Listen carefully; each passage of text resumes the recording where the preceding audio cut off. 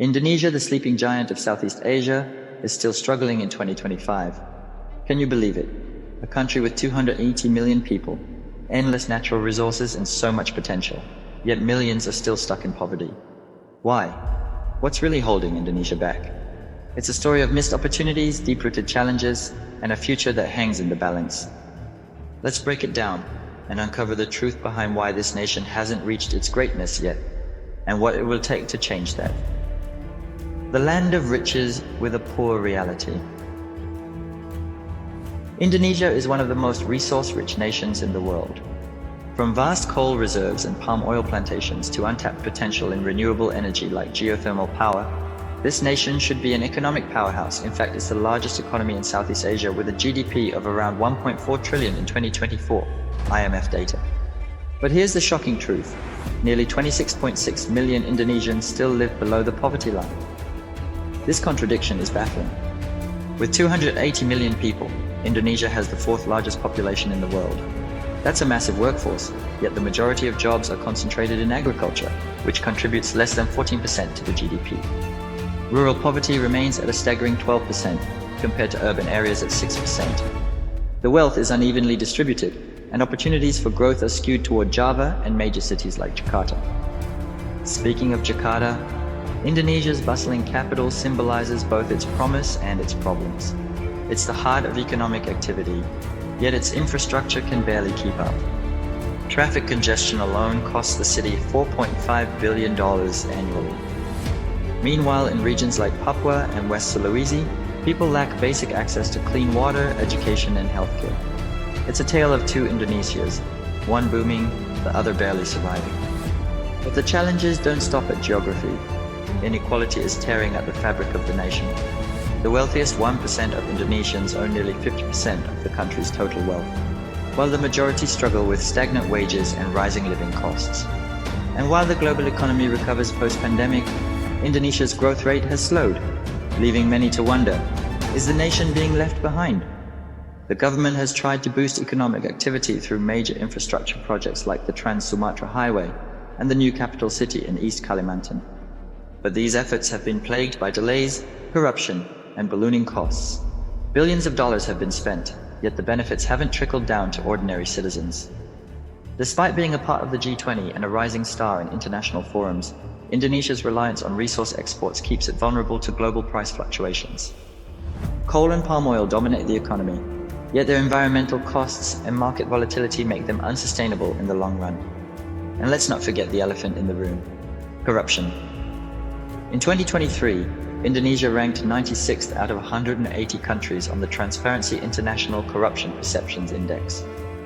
Billions are lost each year due to mismanagement and graft, with funds meant for development disappearing into the pockets of a select few.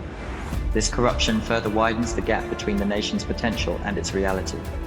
So here's the big question: how does a country so rich in resources and potential still leave millions behind? The answer lies in the complex mix of inequality, corruption, and missed opportunities that continue to haunt Indonesia's progress. But the story doesn't end here. Let's dive deeper into the root causes. Why is Indonesia still poor in 2025?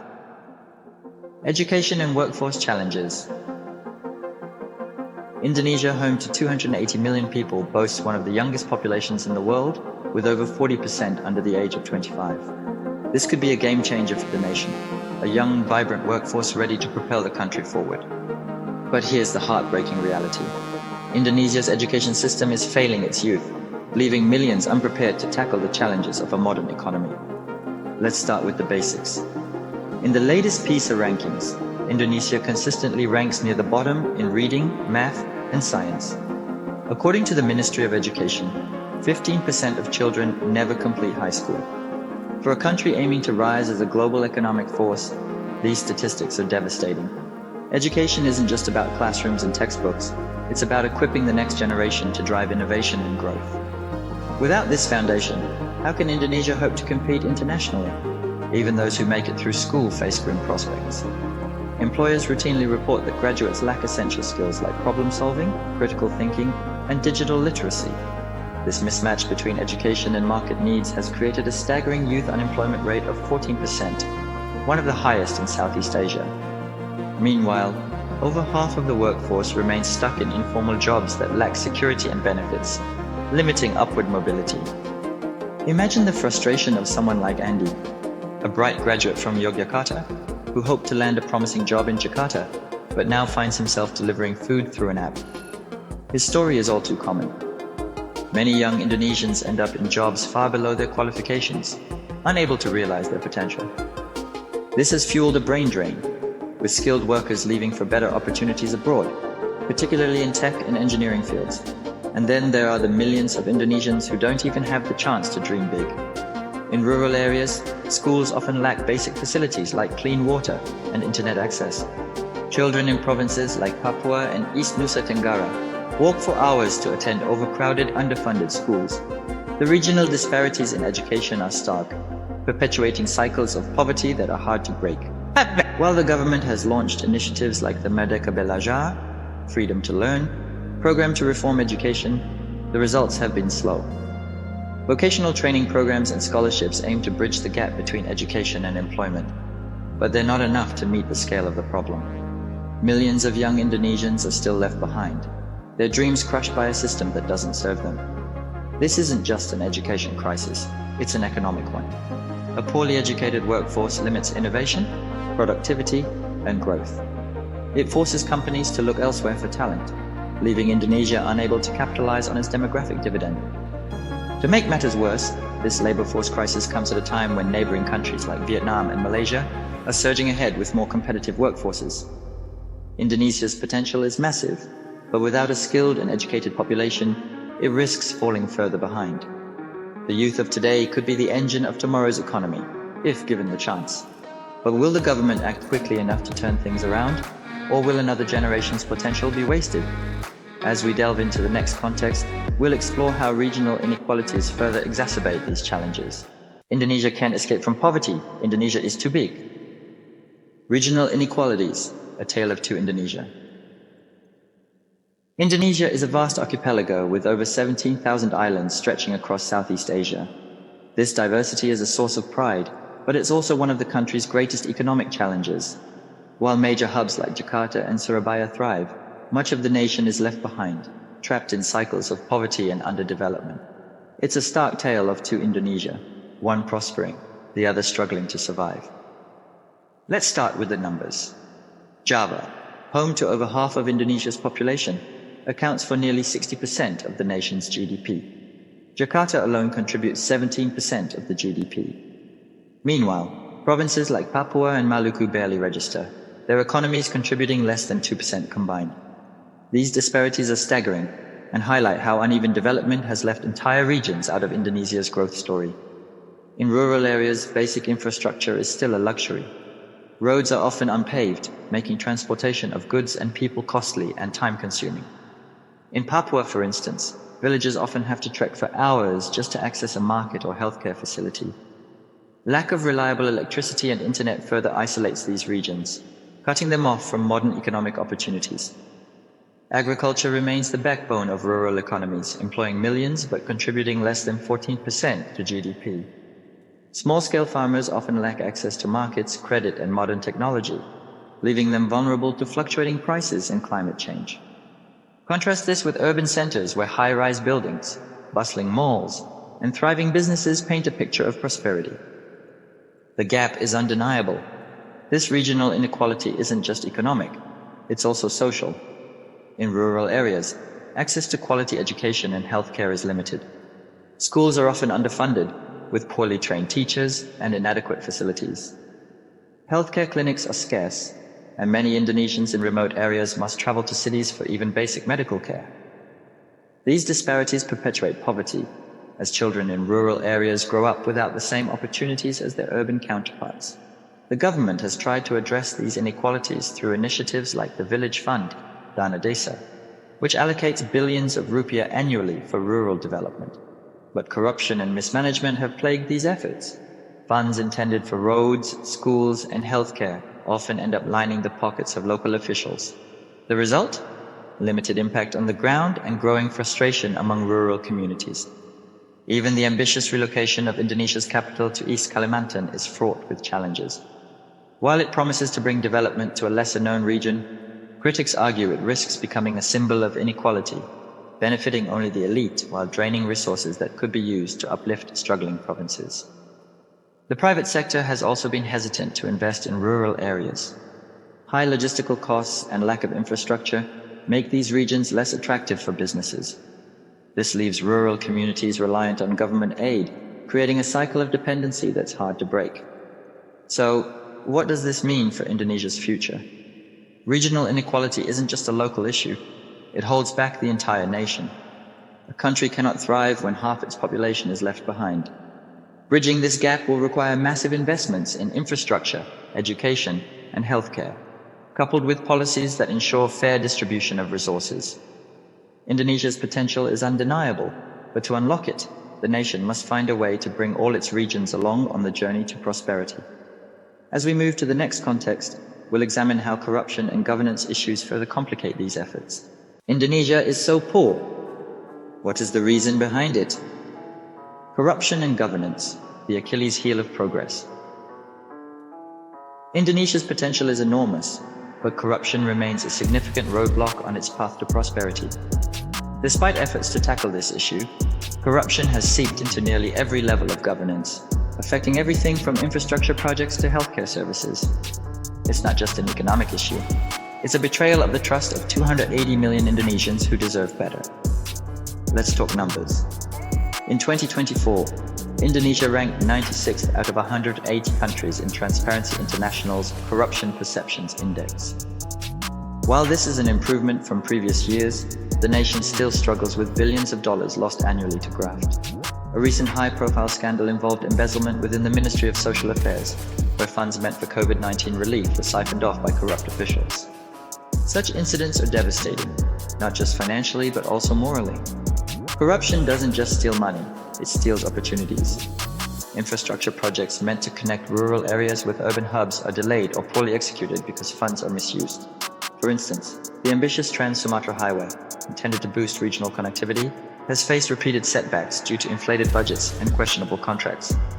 These delays ripple through the economy, limiting growth and keeping regions isolated. The education sector isn't spared either.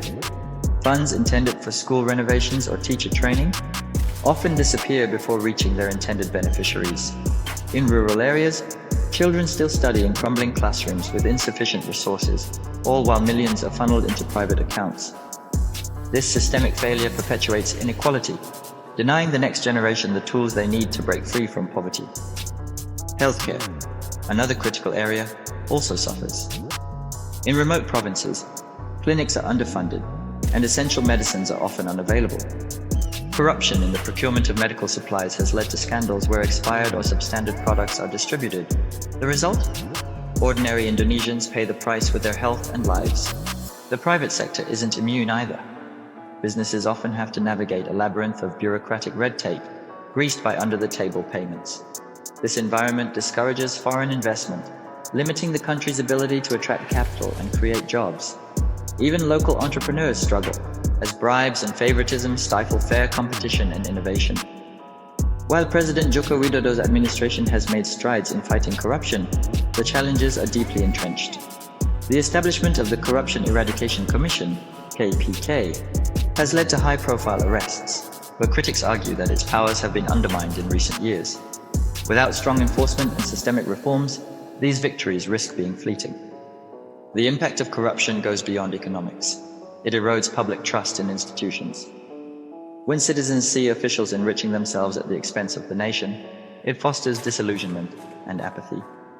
This lack of trust makes it harder to implement policies and drive meaningful change. But all is not lost. Grassroots movements and civil society organizations are stepping up to demand accountability. Technology is also playing a role, with digital platforms enabling more transparent tracking of government spending. These efforts are a beacon of hope in an otherwise bleak landscape. Corruption remains Indonesia's Achilles' heel, holding back progress in education, healthcare, and infrastructure. Addressing this issue is critical for the nation to realize its potential. As we move to the next context, we'll explore how Indonesia's reliance on resource exports further complicates its economic landscape. Indonesia is destroying themselves. Reliance on resource exports, a double-edged sword. Indonesia's abundant natural resources have long been its economic backbone. The nation is one of the world's largest exporters of coal, palm oil, natural gas, and nickel. These commodities contribute significantly to Indonesia's GDP, with resource exports accounting for nearly 50% of total export revenue in 2023. On the surface, this seems like a strength, but it's a double-edged sword that leaves the economy vulnerable to global market fluctuations. Let's start with coal, Indonesia's largest export. The country is the world's top thermal coal exporter, supplying major markets like China and India. But as the world shifts toward renewable energy, the demand for coal is shrinking. In 2024, global coal prices dropped by 20%, leaving Indonesian coal producers scrambling. This dependency on a declining industry puts millions of jobs at risk and creates uncertainty for regional economies reliant on mining. Palm oil, another major export, faces its own set of challenges. While it remains a key driver of Indonesia's economy, accounting for over $23 billion in exports annually, the industry is under fire for its environmental impact. Deforestation and habitat destruction have led to international boycotts and strict regulations in key markets like the European Union.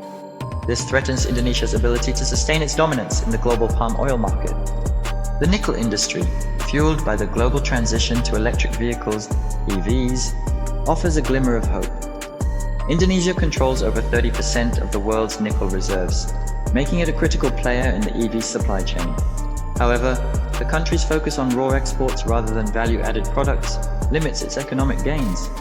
While countries like China refine Indonesian nickel into high-value batteries, Indonesia misses out on the most lucrative parts of the supply chain. Reliance on resource exports also makes Indonesia highly susceptible to external shocks. For instance, the global economic slowdown in 2024, coupled with rising interest rates in the US and Europe, reduced demand for commodities. This hit Indonesia's export revenue hard, leading to a trade deficit and putting pressure on the rupiah. A weaker currency, in turn, increased the cost of imported goods, worsening inflation and squeezing household budgets. The overdependence on resource exports has also stifled the development of other industries. Manufacturing, which could create more stable and higher-paying jobs, has lagged behind. Despite efforts to diversify the economy, the industrial sector's contribution to GDP remains below 20%, far less than in neighboring countries like Vietnam and Thailand. The environmental cost of resource extraction is another significant concern. Rampant deforestation, water pollution, and land degradation have not only harmed ecosystems, but also displaced indigenous communities. These issues have sparked protests and international criticism, putting Indonesia's global reputation at risk. The government has made efforts to address these challenges. Policies like the downstreaming initiative aim to boost value-added industries by requiring companies to process raw materials domestically. For example, the ban on nickel ore exports has pushed companies to build smelters in Indonesia. While these moves are promising, they require massive investments in infrastructure and technology to be truly effective. Indonesia's reliance on resource exports is both a blessing and a curse. While it provides significant revenue, it leaves the economy exposed to global volatility and limits long-term growth potential. To build a more resilient economy, Indonesia must diversify its industries, invest in value-added production, and adopt sustainable practices. In the next context, we'll examine how external economic pressures, including interest rates and global trade dynamics, further complicate Indonesia's path to prosperity. The USA and China pressures Indonesia economy. Indonesia's economy doesn't operate in isolation. It's deeply tied to global economic trends and decisions made far beyond its borders. From rising interest rates in the United States to shifting trade dynamics with China, Indonesia faces external pressures that significantly impact its economic stability and growth. Let's start with interest rates. The Federal Reserve's recent decisions to hike interest rates to combat inflation in the US have had ripple effects worldwide. For Indonesia, this has made borrowing more expensive. Indonesian companies with dollar-denominated debts have struggled to manage repayments, and the government's ability to finance infrastructure projects has been strained. According to Bank Indonesia, the nation's foreign debt reached $405 billion in 2024, putting immense pressure on the economy. The rupiah has also felt the heat. As global investors seek higher returns in developed economies, capital outflows from emerging markets like Indonesia have surged. This has led to a weakening of the rupiah, which dropped to its lowest value in 5 years against the US dollar in late 2024. A weaker rupiah makes imports more expensive, driving up inflation and eroding purchasing power for ordinary Indonesians. Then there's Indonesia's trade relationship with China. As the largest trading partner, China's slowing economy has had a domino effect. With reduced demand for Indonesian coal, palm oil, and other commodities, export revenues have taken a hit. The ongoing US-China trade war has further complicated matters, as Indonesia finds itself navigating the tension between two economic superpowers. Aligning too closely with one risks alienating the other. The rise of BRICS nations, Brazil, Russia, India, China, and South Africa, and their push for a new global currency to rival the US dollar, adds another layer of complexity.